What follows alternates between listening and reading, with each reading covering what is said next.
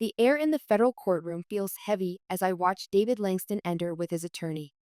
His expensive suit hangs differently on him now, no longer a symbol of power, but a costume that can't hide his fall from grace. 6 months ago, he was the rising star who casually discarded my 30-year career with a manila folder and a rehearsed speech about budget constraints. Today, he's about to plead guilty to securities fraud. I'm Melody Reynolds, 61 years old, and until recently, I was invisible. A woman who spent 3 decades ensuring GRW manufacturing operated within legal perimeters, only to be cast aside 3 days before my pension fully vested. But now, as David's eyes briefly meet mine across the courtroom, I see something I never expected: recognition. Not of me specifically, but of what I represent, the consequences of his actions personified. The judge calls the court to order, and I find myself drifting back to where it all began. Flashback, the dismissal. How long have you been with us, Melody? 29 years, is it? David Langston leaned back in his leather chair, his voice eerily casual as he rolled a silver pen between his manicured fingers. That's quite the accomplishment.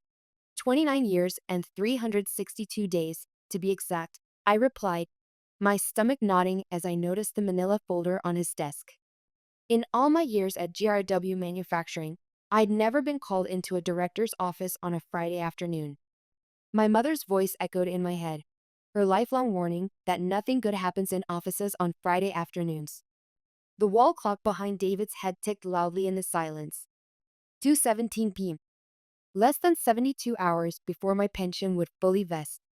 The financial security I'd sacrificed family vacations, weekends, and countless evenings to earn.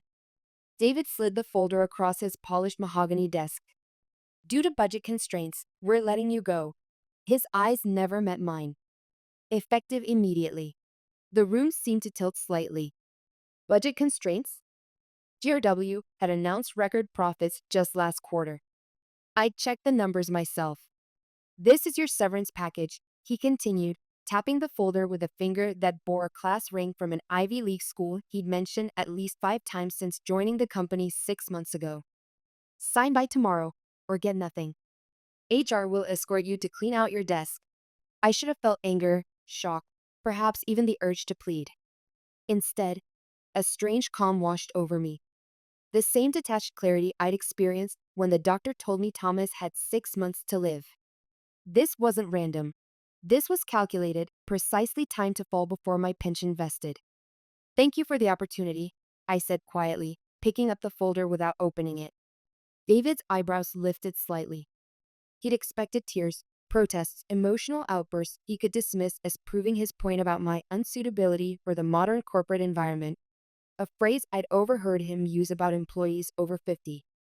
But I'd spent my career examining patterns, and this one was clear as day.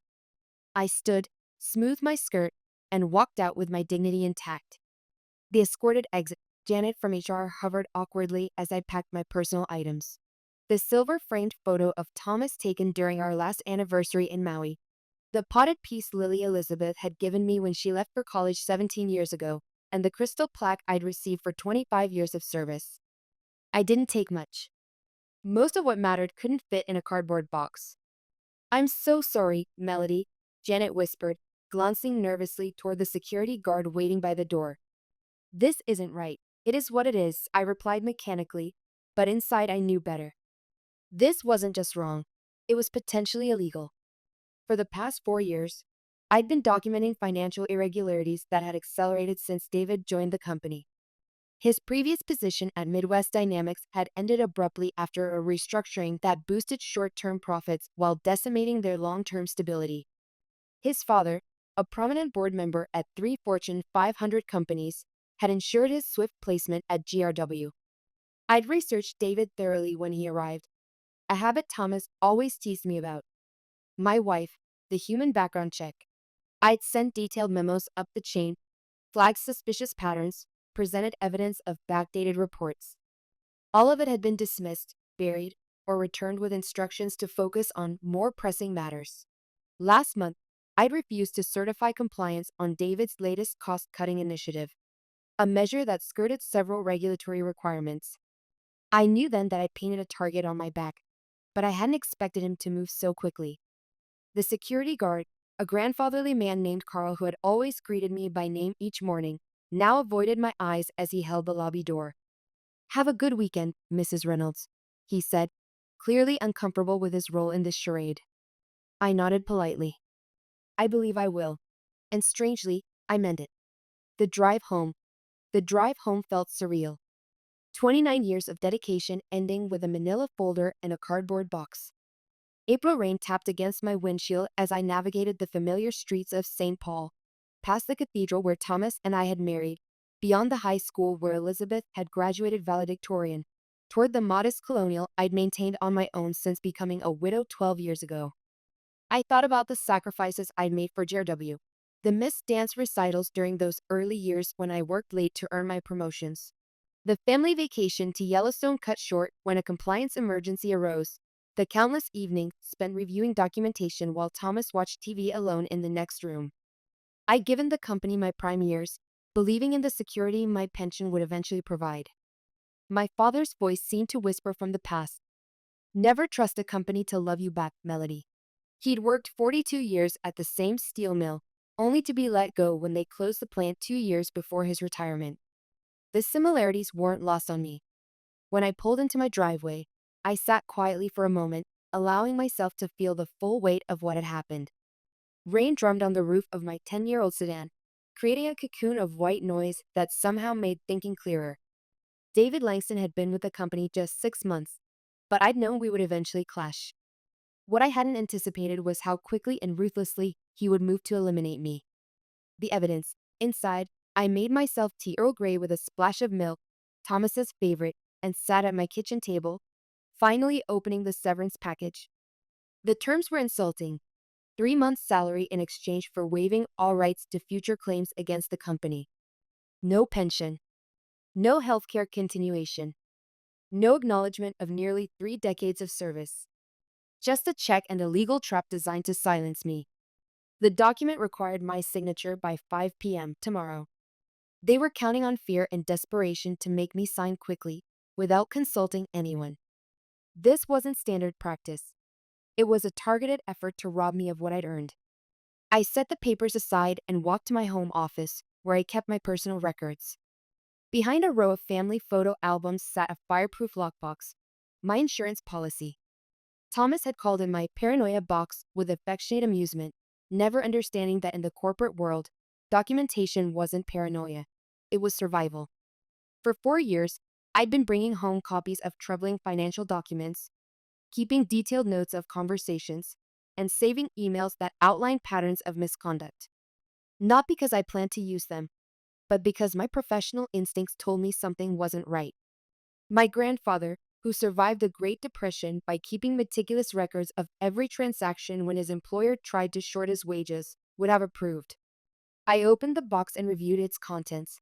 Loan applications with falsified data, quarterly reports with manipulated figures, emails instructing staff to backdate quality control certifications.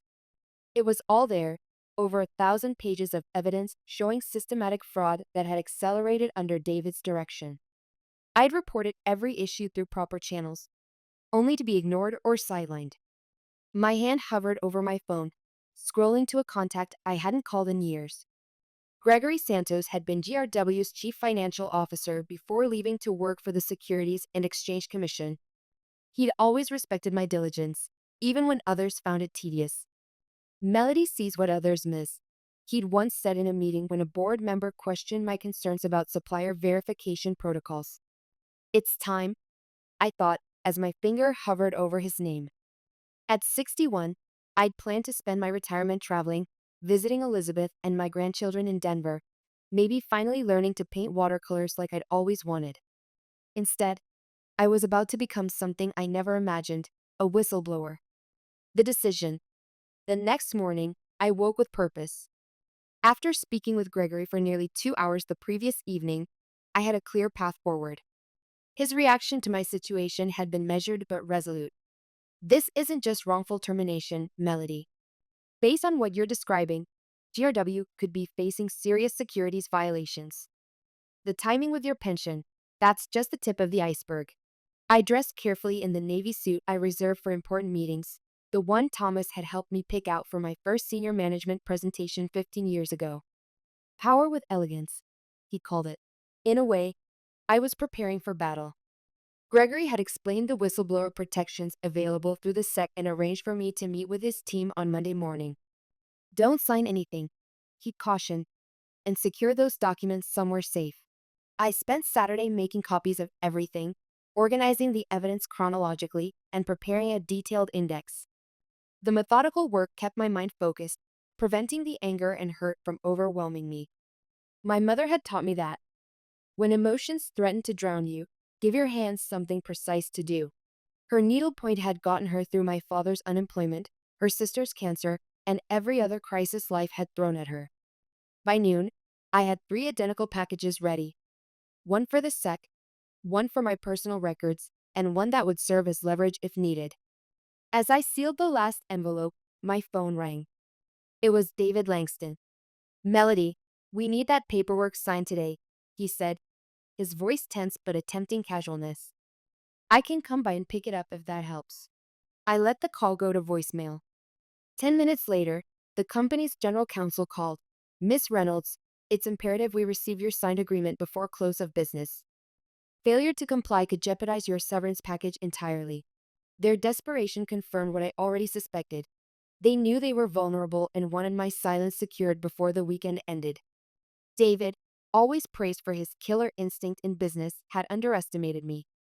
Perhaps because I was a woman, perhaps because I was older, perhaps because I'd always been quietly efficient rather than attention-seeking.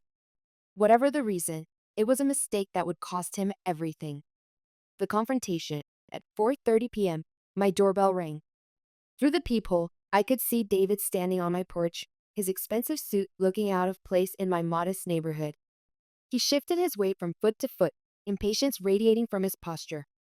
This was a man unaccustomed to being kept waiting. I didn't answer. "Melody, I know you're in there," he called through the door, his voice carrying that patronizing tone he used with administrative assistants and anyone he considered beneath his station. "This is ridiculous. Just sign the papers and we can all move on." I watched silently as he eventually placed an envelope in my mailbox and returned to his luxury sedan, a car worth more than my annual salary. Only then did I retrieve it, another copy of the same agreement with a handwritten note. "Final opportunity. Signed by 9 a.m. Monday." What David didn't understand was that some people can't be intimidated with threats once they've already lost what matters. His father's wealth had paved his way through prep schools and an Ivy League education. I'd read about the family's donations in my research. He'd never had to fight for anything, never known what it meant to be overlooked or undervalued. In contrast, I'd worked my way through state college as a bookkeeper for a local construction company, taking night classes while supporting my parents after my father's layoff. Thomas and I had saved for years to buy our modest home, carefully planning each financial step. When he died of pancreatic cancer, I'd navigated grief while managing medical bills and mortgage payments alone. David thought he was dealing with a desperate woman who would crumble under pressure. He was wrong. That evening, Elizabeth called for our weekly chat. Even through the phone, she noticed the change in my voice. "Mom, what's going on? You sound different." I considered downplaying the situation but decided against it. Elizabeth deserved the truth. "I was terminated yesterday," I said simply. "What? But you're just days away from your full pension." "They can't do that." "They did," I replied. "But don't worry, I'm handling it." "Do you need me to come home?" "I can be on a flight from Denver tomorrow." "No, sweetheart, stay put. I've got this covered." After we hung up, I sat in my living room as darkness fell, thinking about Monday's meeting with the SEC. For years, I'd tried to address these issues internally, believing in the system and the company's integrity. I'd been loyal, discreet, and professional, even when I suspected serious wrongdoing. But GRW had made its choice, and now I would make mine. The photo of Thomas on the mantel seemed to smile encouragingly. He'd always told me I was stronger than I knew. It was time to prove him right. The SEC meet Monday morning arrived with a clarity I hadn't felt in years. The sky was a perfect blue as I drove downtown to the federal building where Gregory had arranged our meeting. The weight of what I was about to do sat heavily on my shoulders, but there was also a sense of rightness to it all. The SEC offices were understated but imposing, glass partitions and hushed conversations creating an atmosphere of serious purpose. Gregory met me in the lobby, his familiar face lined with more years but still carrying the sharp intelligence I remembered. "Melody," he said warmly, shaking my hand. "I wish we were meeting under better circumstances." "Good to see you, Gregory," I replied. "Thank you for taking this seriously." He led me to a conference room where two other investigators waited. Angela Brennan, a senior enforcement attorney with intelligent eyes behind stylish glasses, and James Weston, a forensic accountant whose meticulous appearance reminded me of Thomas. "Mrs. Reynolds," Angela began, "before we start, I want to confirm that you understand the process we're initiating today. Once you share this information with us, an investigation becomes official. There's no turning back." I nodded. "I understand completely." For the next 3 hours, I walked them through my documentation, my voice growing stronger with each piece of evidence I presented. I showed them the irregular financial reporting I'd first noticed 4 years ago when shipments didn't match invoices, the quality control certifications that had been backdated after products had already been shipped, the pattern of revenue manipulation that had intensified after David's arrival. James examined the financial documents with growing concern. "These discrepancies aren't small," he noted, tapping a spreadsheet with his pen. "The company has been systematically overstating revenues by at least 18% for the past 2 years. That's securities fraud. And you reported these issues internally?"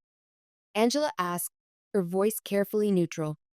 "Multiple times," I confirmed, showing them copies of my memos and emails.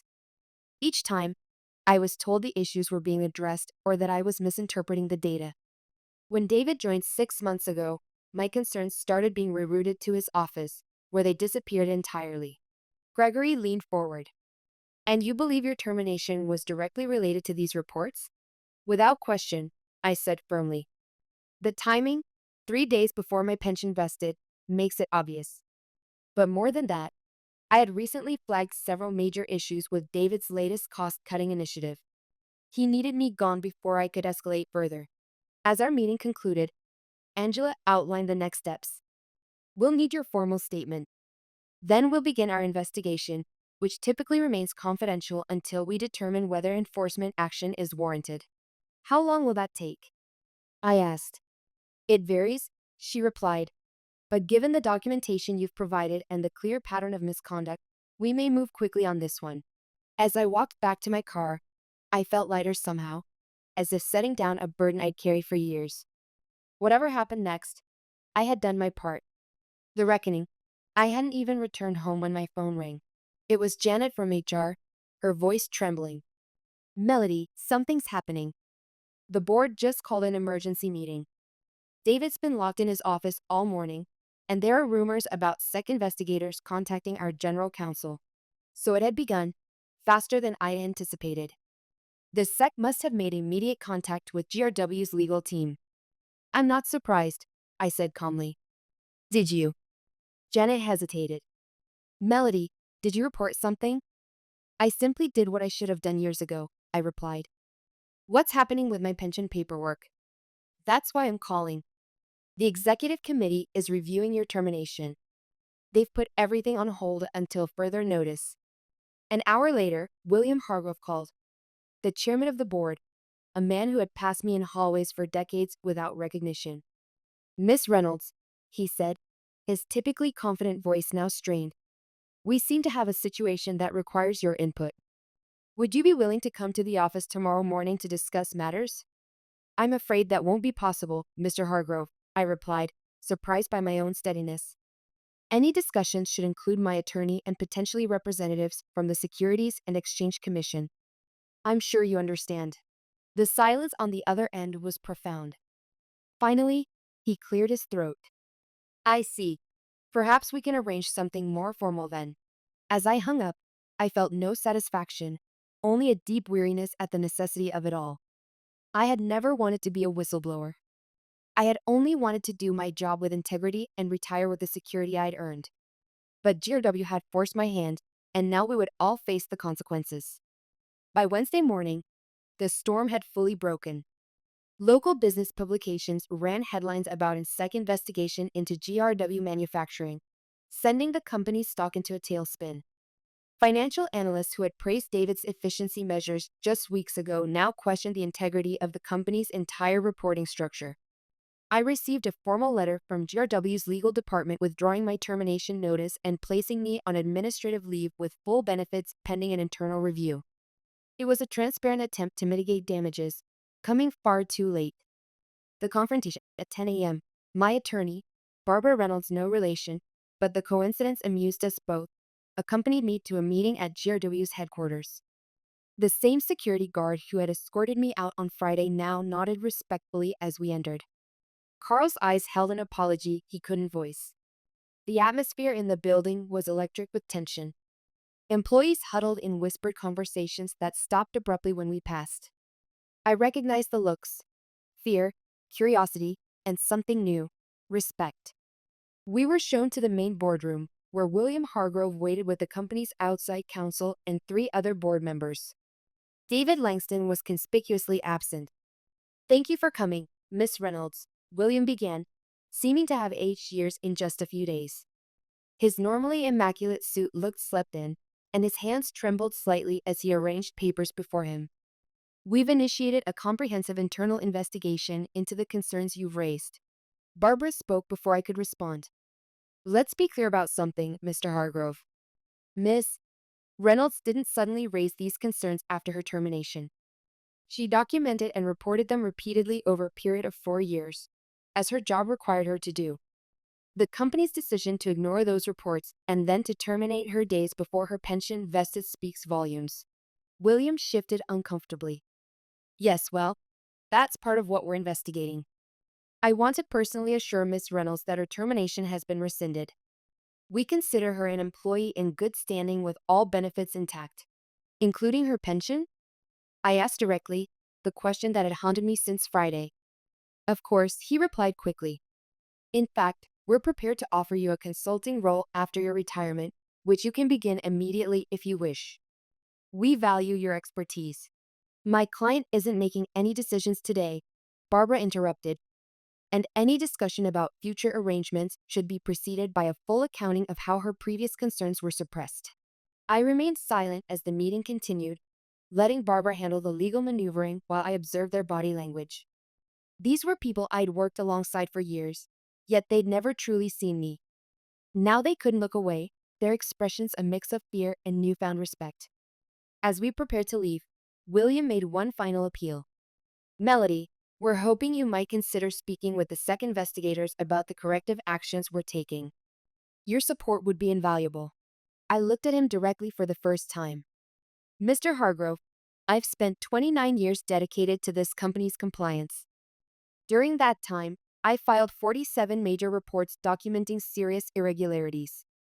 I sent 16 memos specifically addressing the issues now under investigation.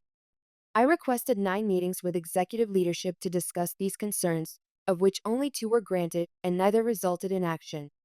At what point in that history did I have your support?" The room fell silent. "I'll cooperate fully with both the internal investigation and the SEC," I continued, "but I'll be speaking only to the facts, as I always have. Whether those facts support or damage GRW will depend entirely on what you do next, not what you say in this room." As Barbara and I walked out, she whispered, "That was perfectly stated." It wasn't until we reached the parking lot that I allowed myself a deep breath. The adrenaline that had carried me through the confrontation began to fade, leaving me drained but clear-headed. This wasn't victory, not yet. It was merely the beginning of accountability. The vindication. By Friday, exactly 1 week after my termination, the story had evolved into a full-blown corporate scandal. The SEC had issued formal requests for information from GRW, and an internal memo from William announced David's immediate suspension pending investigation. The company's stock had dropped nearly 30%, triggering concerns from major investors and partners. Business journals now referred to me as a whistleblower and the woman who exposed GRW. The sudden attention was uncomfortable. I'd spent my career working diligently in the background, not in headlines.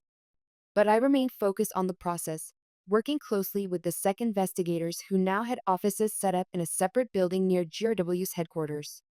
Gregory called to update me on their progress. "Melody, it's worse than we thought," he said, his voice grave.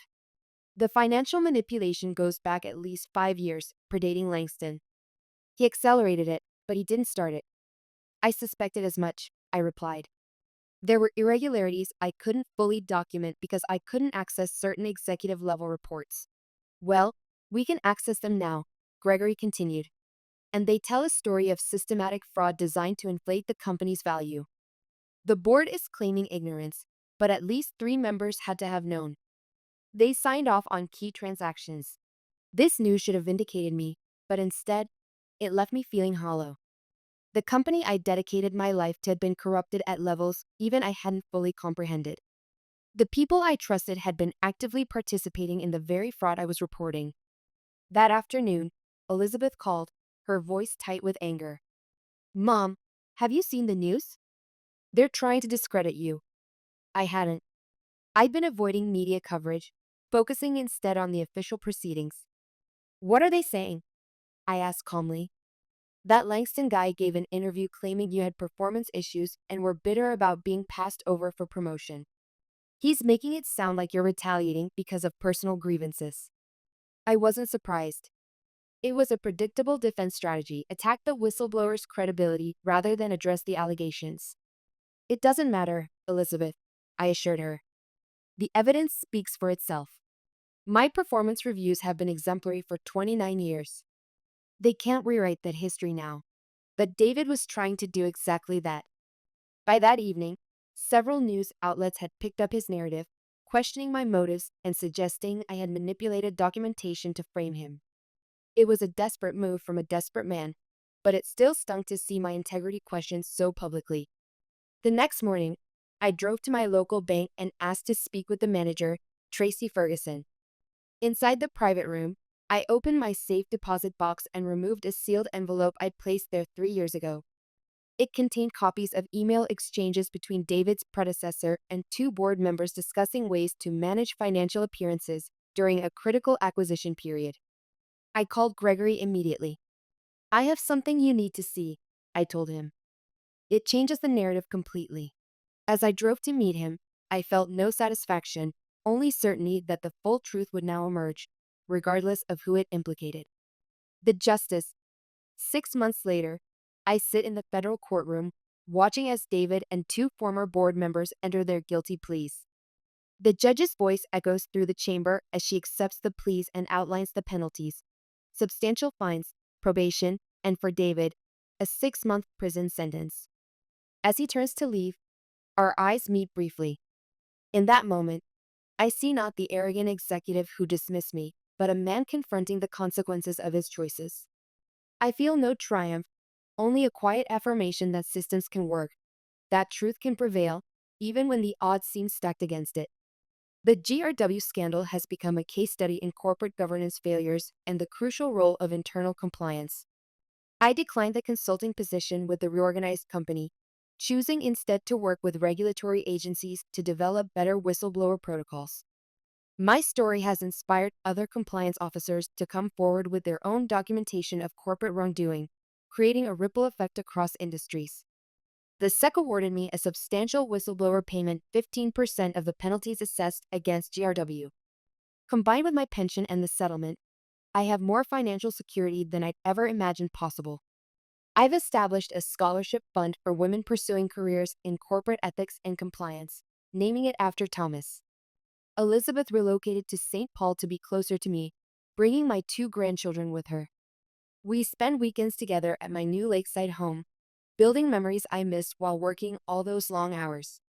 One evening, as we sit watching the sunset over the water, Elizabeth asks a question that catches me off guard. "Mom, do you regret staying at GRW all those years, given how it ended?" I consider this carefully, watching the golden light play across the water. "No," I finally answer. "I regret that it was necessary to expose them, but I don't regret my work there." Integrity isn't just about being honest when it's easy. It's about maintaining your principles even when, especially when, it costs you something. Elizabeth nods thoughtfully. You taught me that, not with words but by example.